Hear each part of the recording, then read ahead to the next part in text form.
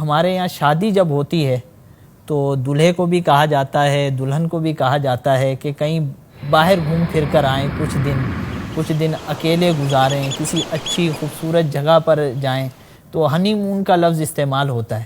کیا ہنی مون پر جانا چاہیے؟ اگر شریعت کی پابندی ممکن ہو تو جانے میں حرج نہیں ہے۔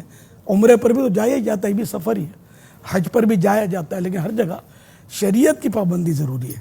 تو ہنی مون جو ہے اس میں بھی اگر کوئی گناہ والا معاملہ نہیں کرتا، شرعی پردے بھی باقی رہتے ہیں، شریعت کے تمام تقاضے پورے ہوتے ہیں، تو اب کوئی اس طرح ہنی مون مناتا ہے جائز طریقے پر 100% جائز طریقے پر، تو اس کو بھی ظاہر منع تو نہیں کیا جائے گا۔ لیکن اب یہ کہ ذاکر یہ ہوٹلوں میں ٹھہرتے ہوں گے، ہوٹلوں کے ماحول، پھر یہ پارکوں میں جا کے بیٹھتے ہوں گے، پارکوں کے ماحول، تو یوں مطلب ہنی مون فی زمانہ منانا، اگر یہی مراد ہے ہنی مون اس طرح ہی مناتے ہوں گے، تفریح گاہوں میں جاتے ہوں گے، سی سائٹ پہ جاتے ہوں گے، تو یہ تو ظاہر ہے کہ نہیں منانا چاہیے۔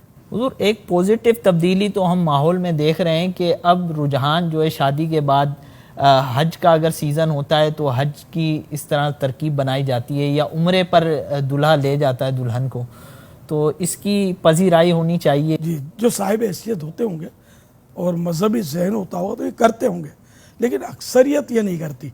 اب جیسے کہ بچوں کی چھٹیاں آتی ہیں تو کوئی لندن جائے گا، کوئی پیرس جائے گا، اور مدینے کی طرف دوڑے گا دیوانہ مدینے کا، تو یوں کچھ ایسے ہوتے ہیں جو عمرہ کی ترکیب کرتے ہیں، مدینے کی حاضری سے مشرف ہوتے ہیں، لیکن ان کی تعداد تھوڑی ہوتی ہے۔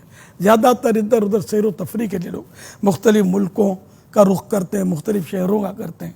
اب سردیوں میں کچھ لوگ جاتے ہیں، یہ برف باریاں دیکھتے ہیں چھٹیوں میں، یا چھٹیاں کر لیتے ہوں گے اپنے ہی ملک میں، دوسرے شہروں میں جہاں برف باریاں ہوتی ہیں وہاں پہنچتے ہی ہے۔ اور گرمیوں میں بھی ہمارے بعض شہر ایسے ہیں ہمارے ملک میں کہ جو ٹھنڈے ہوتے ہیں تو وہاں کا رخ کرتے ہیں۔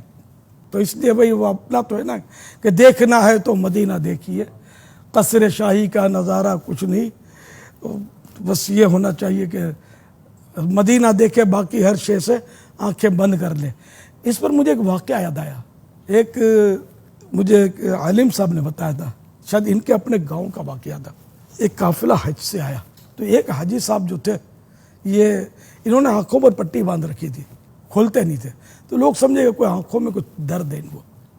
جب یہ وضو کے لیے بیٹھے، نماز کا وقت آیا تو انہوں نے پٹی کھول دی اور منہ دھویا، پھر باندھ لی۔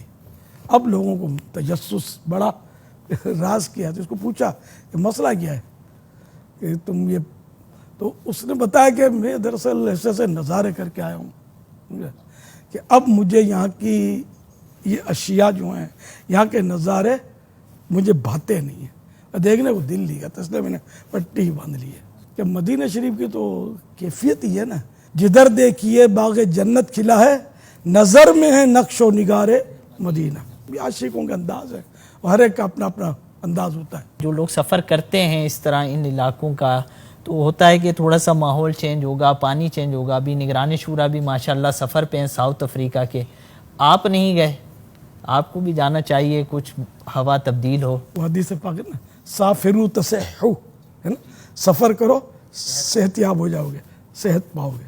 تو نگران شورا کا یہ سفر کوئی پرسنل یا بزنس پرپس پر تو نہیں ہے، ان کا سفر تو دعوت اسلامی کے دینی کام کے لیے۔ اس طرح اگر کوئی سفر کرتا ہے یا کاروبار کے لیے سفر کرتا ہے تو یہ حرج تو نہیں ہے، دینی کام کے لیے کرتا ہے، کار ثواب ہے۔ اگر اپنے کوئی دنیاوی کام کے لیے کرتا ہے تو کم از کم مباح تو ہے، یعنی اس کا کرنا نہ کرنا ثواب نہ گناہ۔